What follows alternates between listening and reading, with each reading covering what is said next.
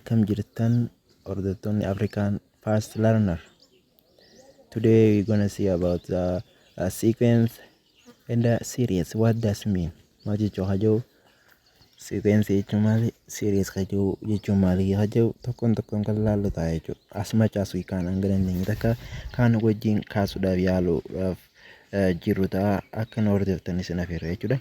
By the end of this section kajo unit outcomes or objectives kajo kana sirrit lalu kodam baratota korman biyuresa khalalani khalaltani jirata yote khalaltani hinjirata yote lalu kodani depending on this question gafi yuan asi kana rete honda chuda sanifu kana adamba sani biho kodani chuda baratota unit 1 sequence and series kajo kana gafa adam fit ambode chuda dirkama kana biho kodani sin jabarata. This is very important topic to you. You have to know it well. The one grasp the concept of sequence and series. One thing compute terms of sequence from a given rule. Isa kana herreg deni juda be ko den wan si kana merte ju sera si kana mesan indem tani herreg deni hojjet tani dalaw ko denja develop formula one at the dahira develop ko den dew ko denja develop formula that represents sequence from a given terms o termota si kana mesan jechu termi yechun term 1 term 3 term 4 term 5 at term n yejira termi tokko termi lama termi satu termi apa jadi angga termi n ite jira angga jiramate jechusaati doka n no bifasan nekka hubattanii murbaate jechuudha hanga sanitti formula isaa irraa tolchuu dandeessu qabdan jechuudha akkamitti tolchan akka jedhuu fi akkaataa itti tolchanis kan laallu ta'a jechuudha formula akkam tolfama yeroo itti yaada keessa waan isin galchuun qabu jechuudha. Let's move on. Identify the types of sequence and series. Gosoota sequence ta'ee fi series ta'e kana addaan baastanii beekuu qabdan jechuudha. Identify gootanii.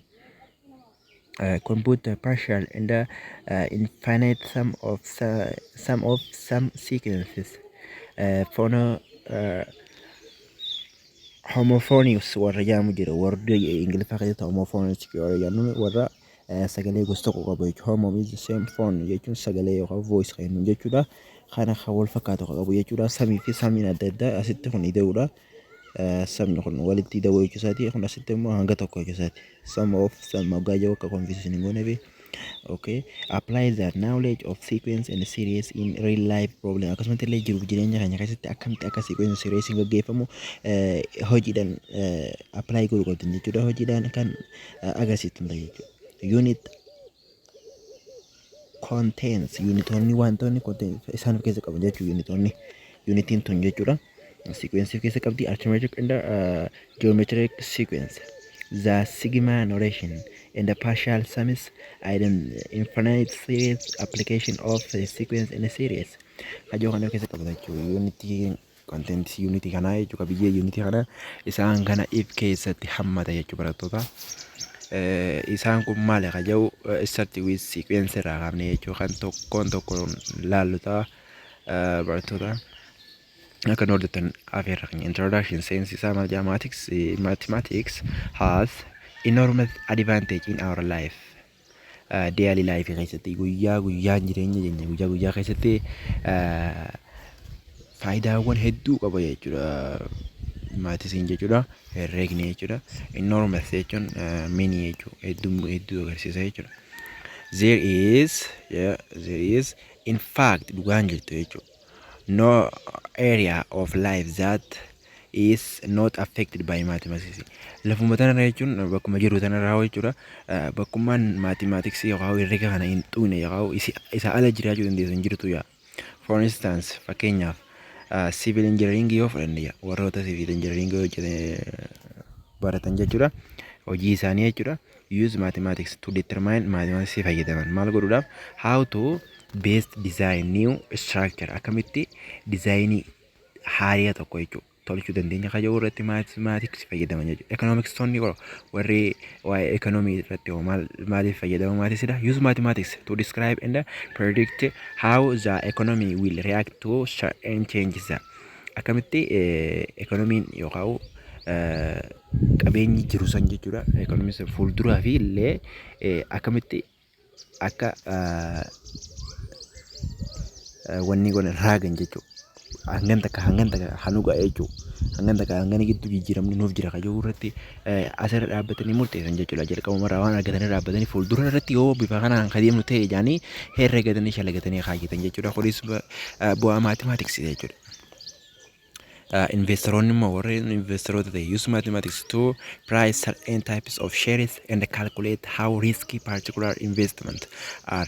Akkasumatti illee investmentiin isaan godhan san jechuudha hojiin isaan geessan san gatii akkam isaan baay'isa. Price certain types of share. Hoggaa share godhan jechuudha hoggaa waliif dabarsan iddoo takkaraa iddoo takkatti jechuun hoggaa bifa transfer share jennu kana waggaa walii dabarsan booda calculate godhuu danda'an jechuudha. How risk hangam takka rakkoo qaba particular investor kayyoo irratti illee ta'e kan hojjetan ta'a jechuudha. Software immoo warri software developer warri software developer ta'an maaliif fayyadamu maatisi use mathematics for many of algorithm warroota algoritmiidhaaf fayyadamu. Fakkeenyaaf amma such as Google searches and data security and also akkasumatti illee algoritmii akkasumatti YouTube illee qaba algoritmii akkasumatti Facebook illee qaba to protect security and also how viewerii hangam takka qaba jechuudha. Warroota isa laale jechuudha. Follower hangam takka qaba hangam takka hangam jettu baay'ee takka baay'ee hangana gidduutti guyyaa lamaa fi hangana gidduutti maal buuse kajuu abbaan qabeenyaa san jechuudha. Abbaan qabeenyaa haa Google isaa ta'u haa YouTuberaatis haa ta'u jechuudha. Fakkeenyaaf amma viidiyoo amma hojjechaa jiru tana YouTubein jechuudha. Hangam takka nam meeqaatu silaalee jetti nam meeqaa silaalee guyyaatti isaa hangana keessatti meeqaa silaalee kaja'u nam meeqaatu likes godhe nam meeqaatu comments kanne kaja'u tokkoon kabeessu jechuudha. Kun algoritmii isaa keessatti jechuudha. Saffisa hangamii takka qabda jettee ta duraan irraa fi ta ammaa jidduu maaltu saffisa akkam garaagarummaa akkamtu jira kaja'u irratti tokkoon kan agarsiisu ta'e. Akkasumatti Facebook illee tokkoon miidiyaaleen hawaasaa jechuudha. Bifa saniin kan beeksisan ta'e jechuudha. San algoritmii jedhamee beekama. Kunis bifa maatimaatiksiitiin kan gaggeeffamu jira. That makes programs useful ja kana godhu amma program tolchuudha haalaan gargaaree ja. Mathematics is everywhere in our use of distance time meaning akkanumatti illee yeroo illee fageenya illee maallaqa keenya illee jechuudha itti fayyadamna jechuudha. Mathematics is even present arrallee ja in art keessatti yoo design warra godhan keessatti akkasumatti illee music warra muuziqaa sirba baasan keessatti as it is informs proportion in the musical tones sagalee illee akka kennuuf jechuudha. Akka inni proportionii waliin qabu illee haalaan barbaachisaadha jechuudha mathematics. It is very important to them. Haalaan important qabaaf bu'aa qabaaf jechuudha. Sequence is arrangement of number in a definite order according to some rules. Kana qabadhaa barattoota. Sequence jechuun maal jechuudha? Sequence is arrangement of numbers. Lakkoofsa arrange ta'e. Lakkoofsa tartiibaa jechuudha. In a definite order according to some rule. Seerota hanga seerota saniin jechuudha. Seerota saniin ka orderiin taa'ee jechuudha. Fakkeenyaaf amma sequencii ka artimeetikiidhaan fudhanne fakkeenyaaf hin jee fakkeenyaaf tokkoon kan laalatu achi keessa seenne garuu ammaaf ammoo sequencii kan yoo akka asii hubattan jechuudha jalqabumaa jechuudha. Fakkeenyaaf amma lakkoofsa tokkoon takka lama yoo dabalaa deeme bifuma kanaan adeemu jechuudha. Bifuma lama dabalaa deeme kanaan akkasuma lamaan deebi'uu isaa kanaan roolii tokko jechuudha. Yoo takkaan dabalees takkaan shaniin dabalus shaniin dabalaa deeme. Yookaan irrachaa yoo deemes shaniin irrachaa takka shantii lamaan irrachaa takkaan irrachaa bifa kanaan gadeemu kana jechuudha. Some rules qayyoohan bifa kana fakkaate jechuudha. Kanaan hawwatan jeeyyaadha. Addaan ba'ee jechuudha. Definite orderii addaan ba'ee jiru kan akkasisni sequence and the series plays an important role in various aspects of our lives. Sequence fi series kun faayidaa hedduu nu qaban jireenya keenya keessatti heddumminaan. Okay. They help us to predict, evaluate and monitor the outcomes of situation or events and help us a lot in decision making. Murtee wayii murteessuutti illee dhaaf akka nu gargaaran jechuudha. Predict gootee evaluate gootee akkasumatti illee monitor gootee kan ittiin nu gargaaru taate jechuudha. Sequence and series kan jennuun. Okay, section 1.1. It said sequences. What does it mean? Kajabu. It starts with this activity. Activity 1.1 kanatti 20 people is live on the first floor of the building. 34 people on the second floor, 48 people on the third floor, and so on. Soon jettimi and so on jechuu isaaniiti barattoota asitti soonii miti osoo hin ta'in so on jechuu isaaniiti addaan baa isaan kuni so on na wittan jee yaada barattoota so on jechuu isaati kun asirratti jechuu so on jechuu isaati addaan boodha jechuu addaan ba'an isaan kana gidduu ispeesii jira jechuudha. Kan akka akkasin nama hubattanii barbaada soon osoo hin ta'in and so on jechuu isaati. Kanaaf kana wal fakkaatan jechuu isaati. How many people live on the fifth and fourth floors of the building? Namoonni 20 gamoo tokkoffaarra jiraatan ja'a. Namoonni 34 immoo gamoo lammaffaarra jiraatanii jechuudha. Namoonni 48 gamoo sadaffaarra yoo jiraatan ja'a. And so on akka bifuma kanaan jiraachaa jiranii jechuudha. How many people live on the fifth and sixth floors of the building? Gamoo shanaffaa fi ja'affaa irratti nama meeqatu jiraachuu danda'a? Asitti amma fakkeenyaaf 20 jedhame 20 fi 34 jidduu garaagarummaa meeqaa jira kaja'u. Kun amma bifa arithmeetikiitiin kan dalagame fakkaata. I predict it at arithmetic. Let's see. 34 fi 48 jidduu garaagarummaa akkamtu jira jechuudha. Kan walirraa herreeftanii beektan ta'uu qaba barattoota. Hoggaa amma an dubbachaa jiru kana isinis viidiyoo tana pause gootanii yookaan dhaabdanii jechuudha. Laaluu dandeessu hojjechuu dandeessan jechuudha. Bifa sanis practice makes perfect akka jedhan. Practice godhu qabdan barattoota. Okay, akka practice godhan isiniif affeera jechuudha. Viidiyoo pause gootanii dhaabdanii jechuudha. San booda hojjettanii akkasii san booda laaluu dandeessan jechuudha. Bifa akkamiin hojjetame bifa akkamiin kajaa'u addaan baafatan jechuudha. San booda dogongoraas ta'u dogongoraa jettanii dogongoraas yoo hin taane motiveet if godhaa if kakaaftanii jechuudha. Kan hojjettan ta'a jechuudha barattoota. Amma 20 fi 34 gidduu meeqaatu jira? Garaagarummaa agas 14tu jira. Asii fi achi jidduus 14tu jira. 14 deemaa jechuudha.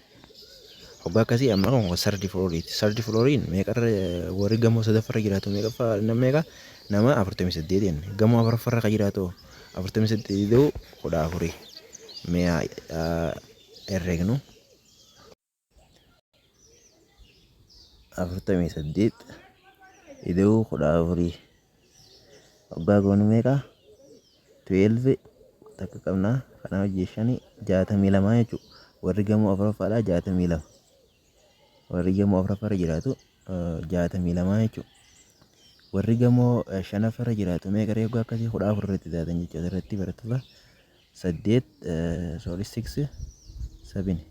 nama 76tu jiraata jechuudha. Gamoo shanaffarra gamoo ja'affarra kan jiraatu asuma irratti 14 taatan jechuudha. Barattoota asirra 0 ta'a takka qabnaa 10 waan ta'eef 6 fi 4 takkaa fi 7 8 kana wajjin 9 nama 90 jiraata jechuudha. Gamoo ja'affarra kun jalqabaatti ture jechuudha. Garaagarummaan isaan gidduu jiru 14 bifa kanaan ooftan jechuudha. Gamoo 7ffaa 8ffaa 9ffaa 10ffaa 100ffaa jechuudha kan argachuu dandeessan ta'a jechuudha barattoota. Bifa saniin oofuu dandeessan jechuudha barattoota keenya. Let's move on to question. Gaafii lammaffaa ilaallume. Okay, barattoota gaafii lammaffaan find the next terms of the following. Next two terms of the following sequence. Warra sequence amma kanname kanatti aanan firii lama sequence isaanii barreessii jaa. Fakkeenyaaf amma 50 jaa.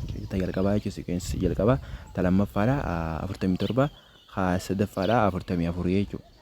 Sadaffaa akkasumatti 40 takka jechuudha. Akkamitti bifa kana dhufe kaayoo garaagarummaa isaan kana gidduu jiru eegas sadii garaagarummaa isaan kana gidduu jira jechuudha. Fakkeenyaaf amma 50 hir'isuu 3 47 hir'isuu 3 44 hir'isuu 3 40 takka 40 takka hir'isuu 3 meeqa ta'a? Eegas 47 sorry 37 37 hir'isuu afurii meeqa ta'a jechuudha?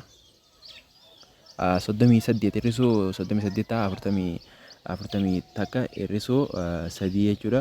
Meeqa ta'a? I got on here 18 38 ta'a jechuudha. 38 hir'isuu 3 meeqa ta'a?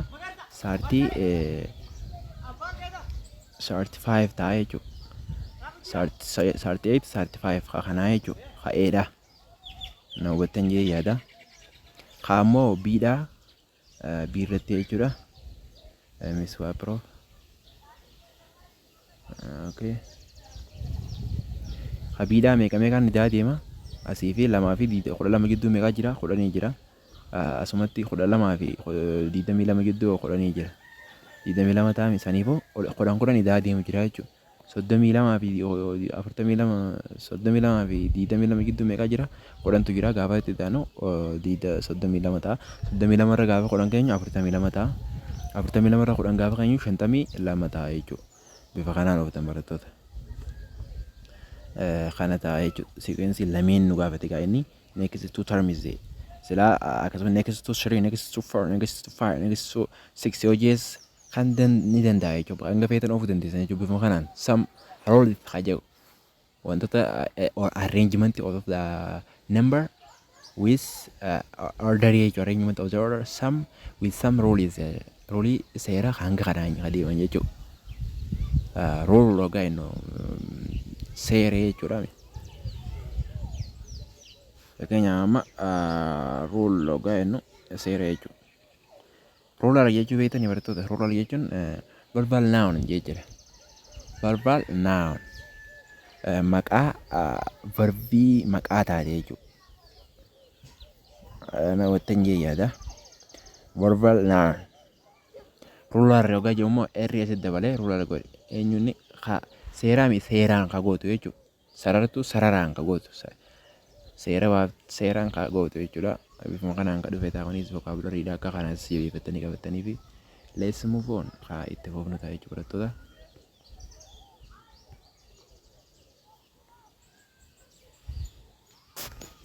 Definition 1.1 maal jedha? Definition 1.1 Definition 1.1 A sequence is a function. Sequencing kun function ida whose the domain is a set of consecutive natural number or a subset of consecutive natural number starting with 1. It is very important point. Sequencing function is sequence function. What does it mean? Sequence is a function whose domain is ida tamal tate is the set of sequences sequentive the set of consecutive natural numbers or a subset of consecutive natural number starting with 1. Khatakkarraa eegalu natural number ite yookaan laal consecutive natural number yookaan immoo subset of consecutive natural number ite. Asirratti amma finite and infinite jira. Kunoo asirraa waan jira kitaaba keessan irraa kan laalluta ammaaf yeroo balleessuu kan ta'e. Finite warri ta'e warri finite ta'e warri dhuma qaban subset of the natural number ta'uu danda'an barattoota. No hubattan jee yaada barattoota. Subset of natural number. Kita natural number itu dandan. Kita hoggaa jennu subset jechuun sub hoggaa jennu muraasa jechuun sub jechuun xiqqaa jechuun sub set jechuun tuutame sub jechuun muraa isaa jechuun hanga tokkorraa.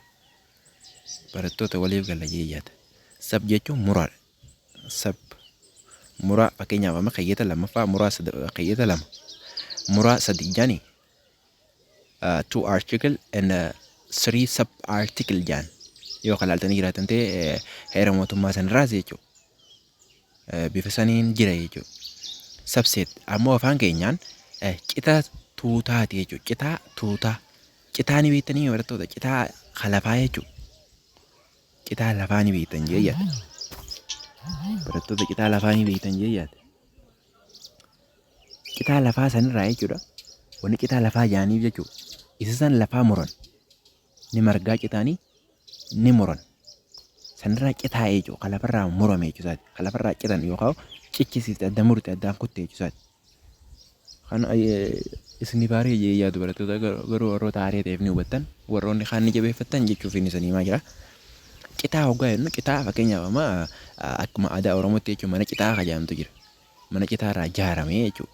Citaa mana citaa osoo hin ta'in mana adda cite osoo hin ta'in mana citaarraa ijaarame jechuudha. Waliif galajee jedha. Sanis gubbaan isaa jedhu.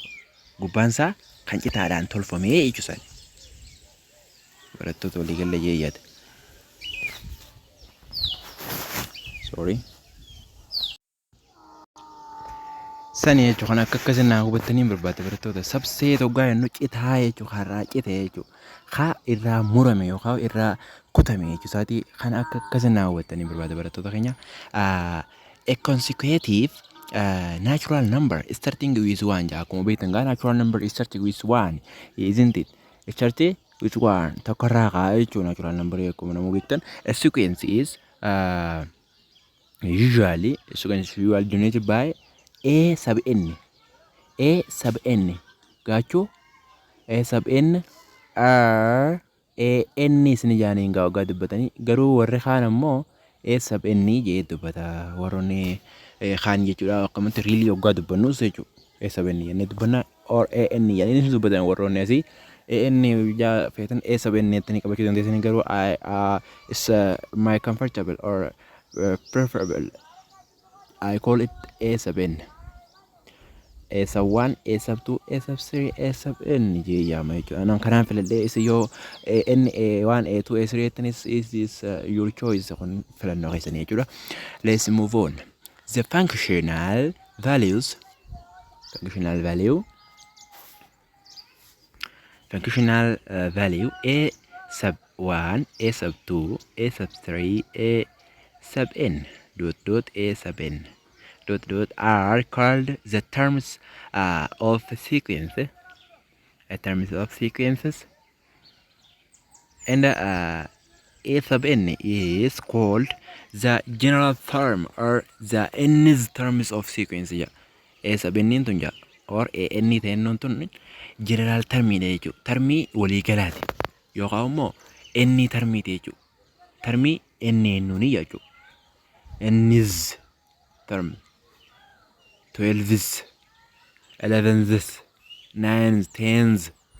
Akkuma beektan gaa kutaa saglaffaa, kurnaffaa akkuma inni kanatti ennaffaa jechuudha gaa'ii hoggaa afaan keenyaan dubbannu. Hanga inni takka jechuudha sequence hanga inni takka. Walii wanna jedhee barattoota. There are two types of sequence depending on its list term. Listii isii tarreeffama isii sanarratti hundaa'ee sequence gosa lamaa jira. Eenyuuf eenyu dhiiroo? Sequencing gosti lamaan san eenyuuf eenyu? Finite and infinite.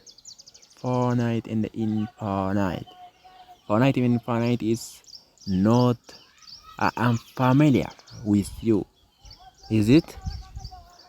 Finite and infinite ni beektan barattoota is a noun. Kan ni beektanii isiniif waan haaraa miti jechuudha. Saniifuu jechuudha finite jechuun kadhuma qabu infinite kadhuma hin qabne jechuudha kadhumti isaa hin beekamne jechuudha kana akka akkasitti hubattan barbaada. Finite sequence inni kun domain isaa subset of natural number jechuudha. Citaa natural numberiti. Citaa natural numberiti. Waa malee barattoota irra deddeebi'ee isiniin hanga isin jechuun isin qaruu qofa osoo hin ta'in hanga isin doomsuttiin isin irra deebi'a. Am I right? I guess I am right. You are also right. It is a sequence that has a last term. Last term warra qabdu. Warra dhumaata qabdu jechuudha. Ta dhumaata qabdu. The domain of finite sequence is 1, 2, 3, dot up to n. We call it subset of natural number karaa biraatiin. Karaa biraatiin ammoo subset of natural number citaa natural number jechuudha. Kana akka keessan hubattanii barbaada barattoota. Citaa natural number. Okay, infinite sequence no. Sequencing dhuma hin qabne the last term doesn't have taate tun doesn't have the last term warreen kun warri last term hin qabne kun eenyu isaanoo eenyu doomeen isaanii jettanii gaafachuu dandeessan. Yeah, you're right, you can say it again. Inference sequence jechuun unlike finance sequence ja osoo finance sequence akka opposite sila jechuun faallaa unlike gizeenu faallaa sequence dhuma qabdu jechuun faallaa isiidha. This is a sequence that doesn't have what a last term. Last term hin qabne jechuun. The domain of infinite sequence is a set of natural numbers.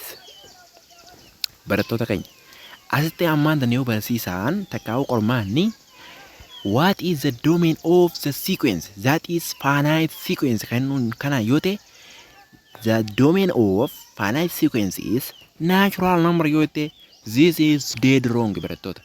Kun dogongora du'aadha jechuudha yookaan riilii yookaan literally yookaan hinu jechuudha isa dhugaa gaafa hinu dogongora irraalchaanu jechuudha karaa biraatiin in hidden yookaan figuratively yookaan dubbannu jechuudha.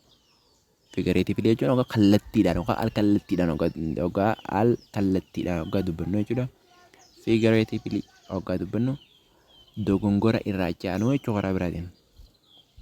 Fakkeenyaaf amma dogongora irraalchaanu dead wrong yookaan jiru to emphasize jajjabeessuuf dogongora keessan akka qoodatti haalaan dogongora guddaa akka ta'e jechuudha.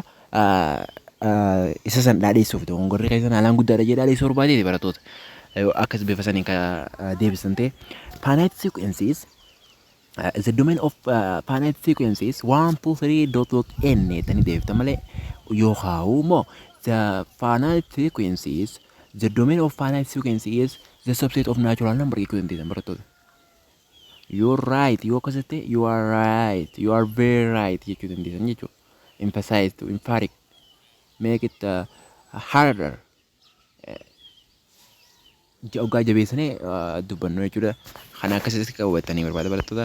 Sequence of infinite sequence to domain is natural number malee finite sequence not natural number but subset of natural number or 1 2 3 up to n 1 2 3 4 up to n jechuudha dandeessanii. This is your preference or your choice jechuudha.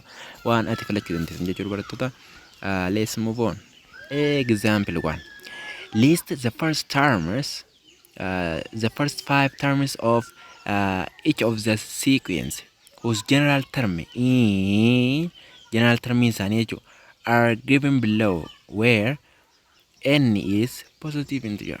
N kun positive integer gaafate jechuudha. Listi godhaa jaa. Okay.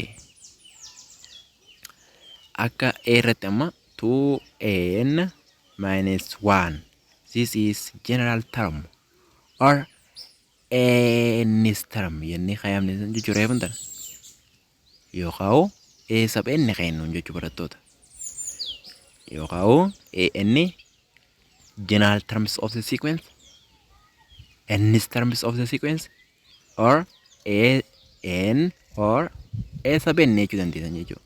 Kitaabni keessan prefer ka godhe eenyu nis terms general terms of the sequence kajuu n yookaan sab n qayennu kanaan prefer godhate jechuudha. Kana kitaabni keessan filate haasawee bifa barreeffamatti illee isinii kaayee jechuudha barattoota. 2n minus 1 2n minus 1 is the general terms of the sequence. Ammas keessa search for 1 inni barattoota. Domain isaa search for 1 starts with 1 yoo ta'anii dandeessan search for 1 starts with 1 takka irraa eegala takka irraa eegale.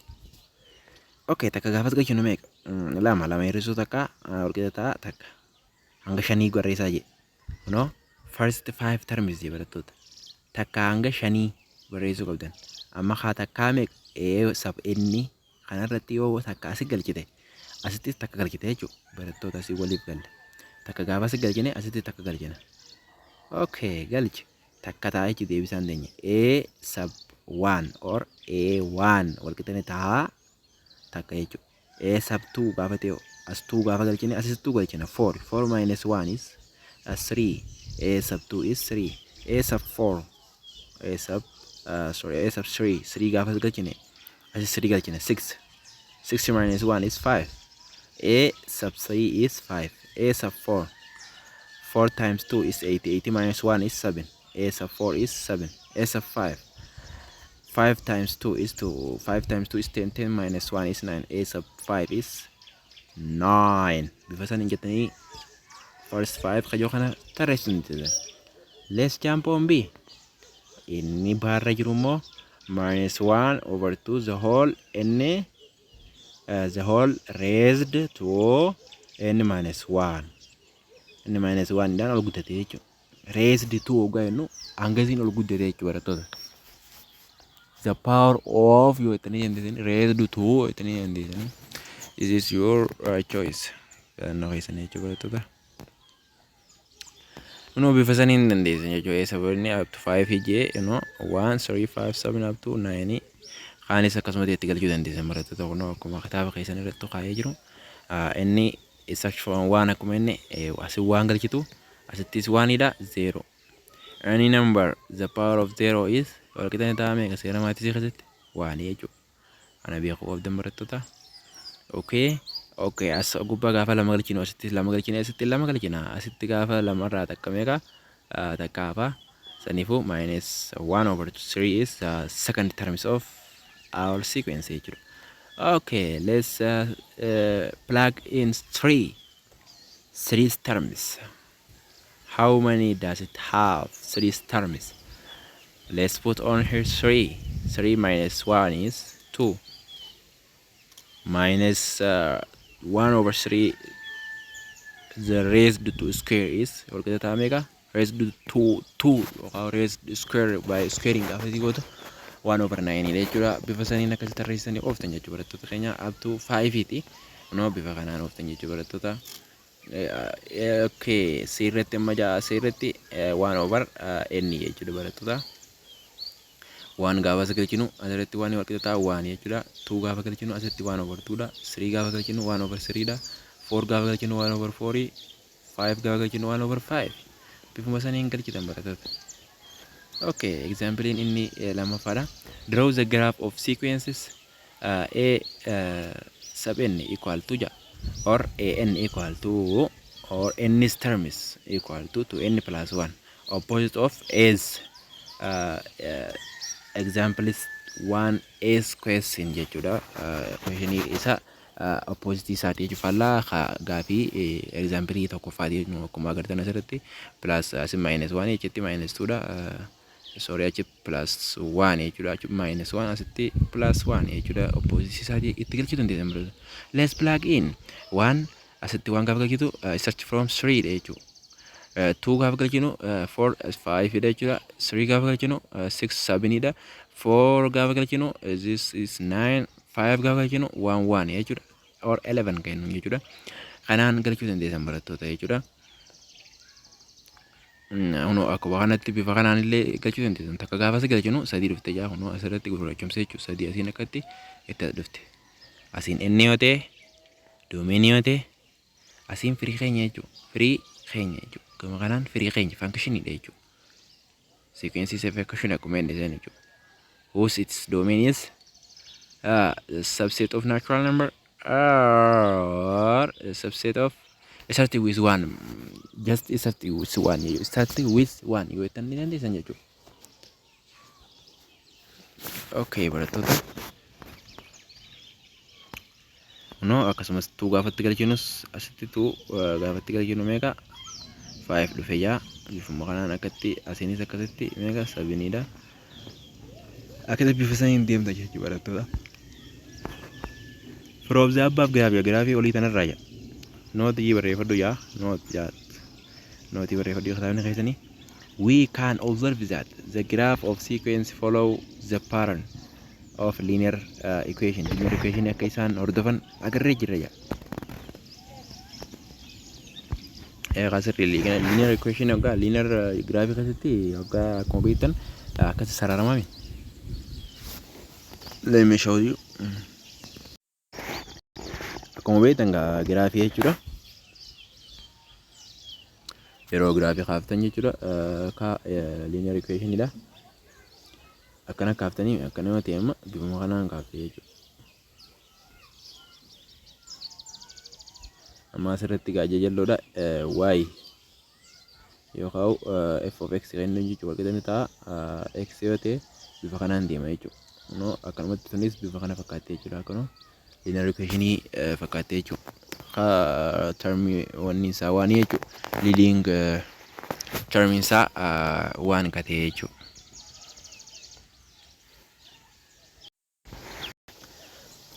Okay, activity in exercise in 1.1 ida jechuudha. List the first 5 terms gafin tokkoffan of each of the sequence whose general terms are given below where n is positive integer. N in positive integer gaafate jechuudha. Gaafa n in positive integer jechuudha. Barattoota walii galee 0 is not positive not and also nor negative idamre. 0 neither positive nor negative. Neither positive nor negative. 0 positive negative miti amire sera ira kakasati.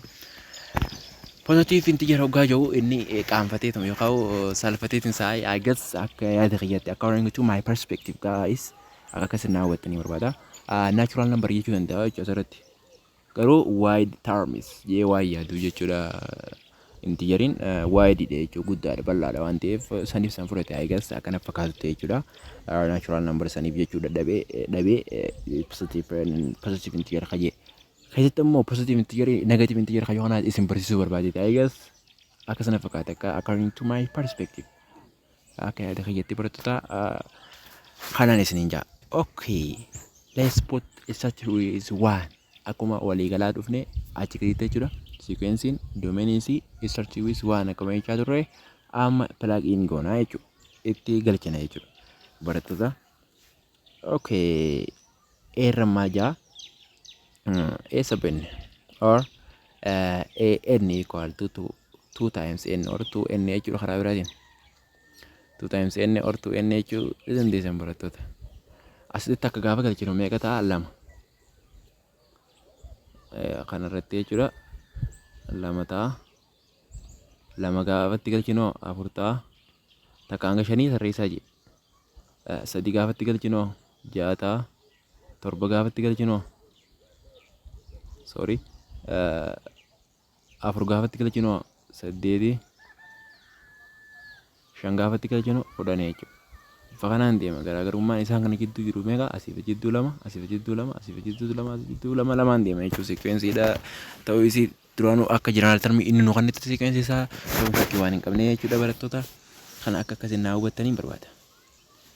Nama kontuudha barattoota itti galchuu dandeessan. Asirratti yeroo gaafii daleen barattoota pause yookaan stop gootanii akka ilaaltanii ifi hojjettanii san booda viidiyoo bantanii ilaaltan malee akkanumatti ilaaltanii qofaan isiniin galu jechuudha. Learning is not spectator game jaambiita. Barachuun tapha ijoolleedha jechuudha miti tapha ijoolleetii miti jechuudha akka geemii ijoollee jechuudha. It's as effort jechuudha. Effortii qabdi jechuudha barachuun. Barattoota wanni effort hin qabne hundinuu resultiin isaa useless dha jechuudha. Bu'aa hin qabu jechuudha. Wanni effortii yookaan hoggaa duraa kanatti kafaltii yookaan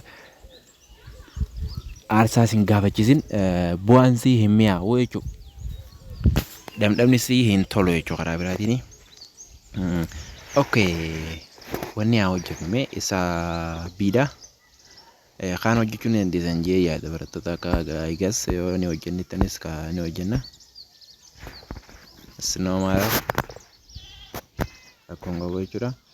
B A7 or n terms equal to 1/2 the whole raised to jechuudha. Raised to n minus 1.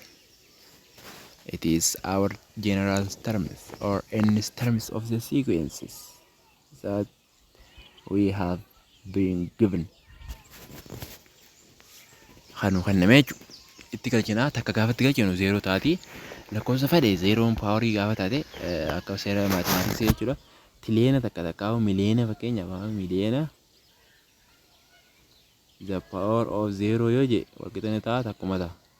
Kanarratti waan waliin shakkine jechuudha barattoota. kanarratti wanni shakkinu bifuma saniin gaafa asitti akka galchinu takka hir'isuu takka 0 waan ta'eef kun walqixa ta'a malee jechuudha waan ta'a jechuudha.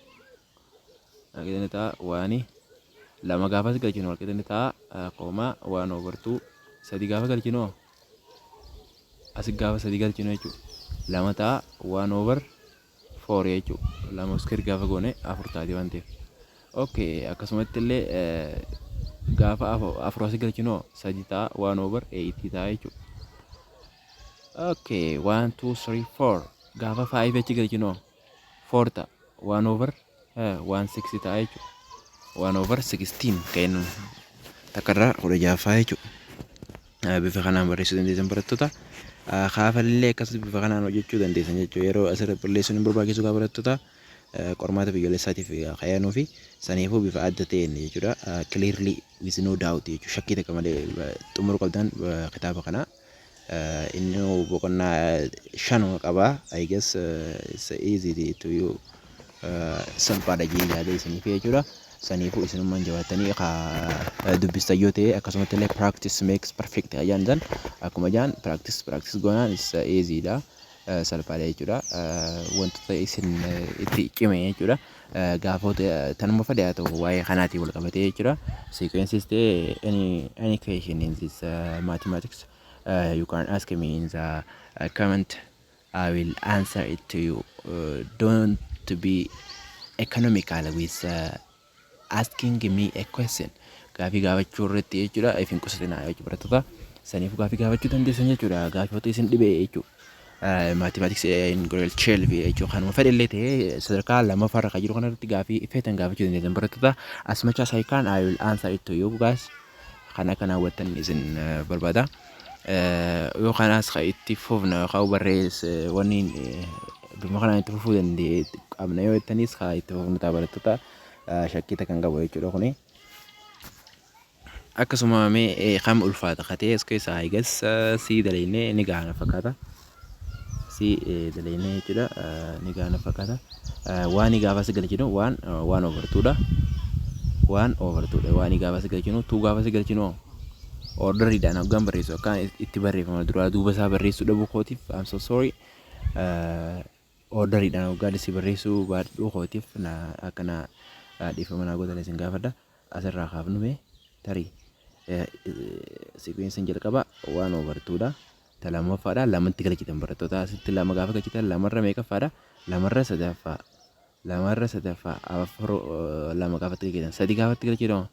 Sadiirra afuraffaadha. Afur gaafatti galchitan. Afurirra shanaffaadha. Shan gaafatti galchitan.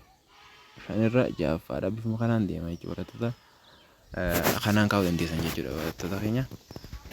Inni lammaffaadha jechuudha.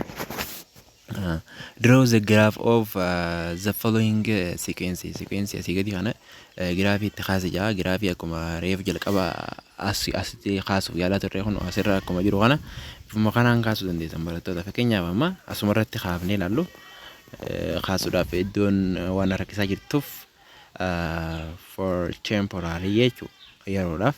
Fakkeenyaaf amma serii general terms kanaa yoo fudhanne fakkeenyaaf 3n minus 1 kana yoo fudhanne 1 gaafa si galchinu meeqa 3 minus 1 is 2. Kanaafuu gaa asitti kunoo 1 asitti 2 godhanne nu bakka 2 tanarratti jechuudha. Asitti 2 kana itti dhufee akka bifa kana ta'e. Okay. Gaafa karaa salphaadha barattoota achirratti singarsiisuudhaaf irra mijjata jeeti malee ififis barreessee singarsiisuu danda'a kun waan itti wal komannu miti barattoota. Okay, lama gaafa itti galchinu meeqa 6 taati. 6 minus 1 is 5. 5 dha. Lama jechuudha asitti bifa kanaan ol deemee asirra dhaabbattee jechuudha. No? 5 asitti irratti jechuudha. Kun asitti reefu tuudhame. No, bifuma kanaan akkatti ol deema jechuudha. Okay, sadii gaafa itti galchinu meeqa nu dhufti? Sagalee hir'isuu takka 8 jechuudha. Sadii gaafa itti galchinu 8 as dhufti kunoo 8 itti as deemti asiin jechuudha. Akkanatti sadiin asiin itti ol baate jechuudha. Mr. Profit.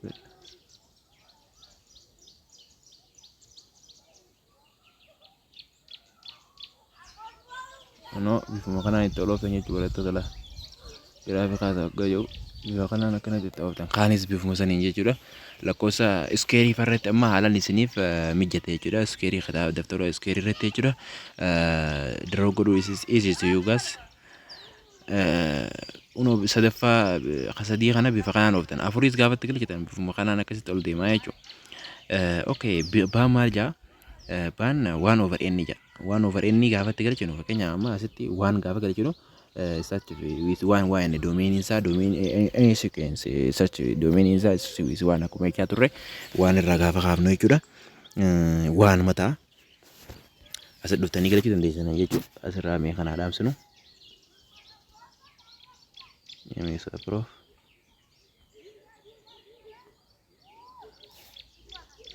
waan gaafa galchinu waanuma no asin itti dhufa jechuudha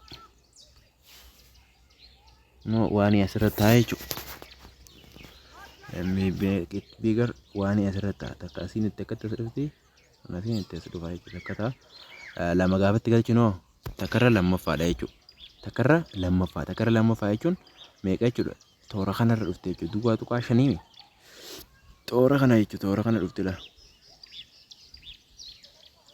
duwwaa tuqaa shan jechuudha gaafa sadi galchinu duwwaa tuqaa sadiimi as dhufte jechuudha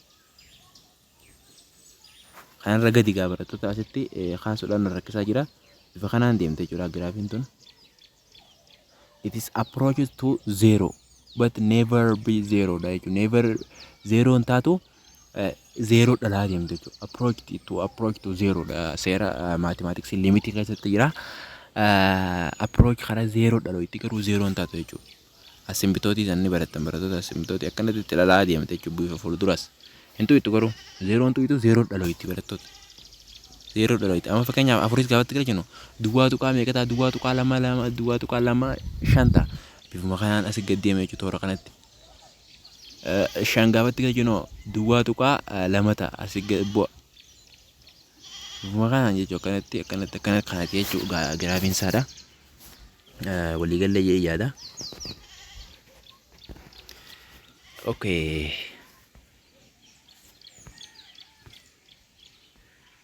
Isa siidhaa jechuun hojjettan jeeyyaate siidhaas bifumsaniin hojjettan barattoota there are jasadaffaa irratti maal jedha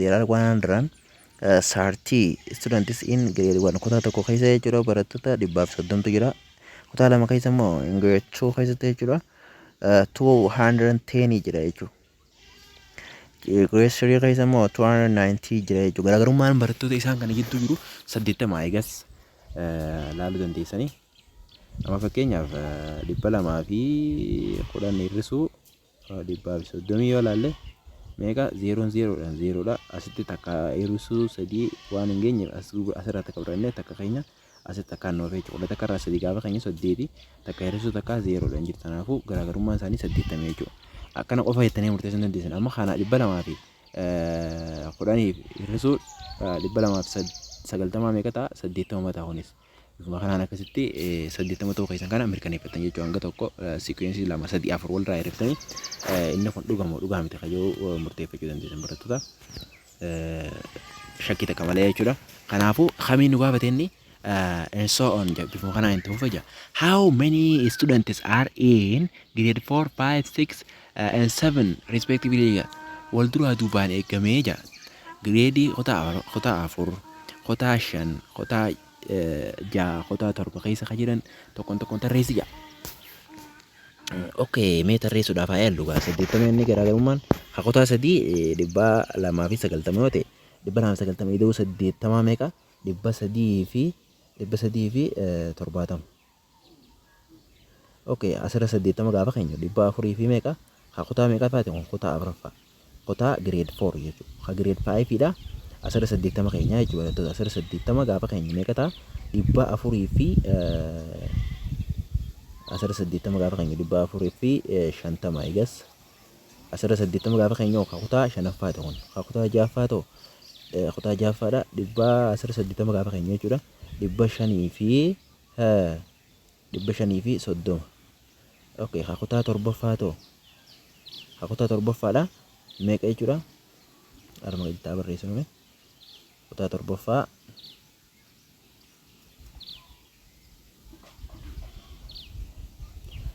kutaa torbaa jechuudha.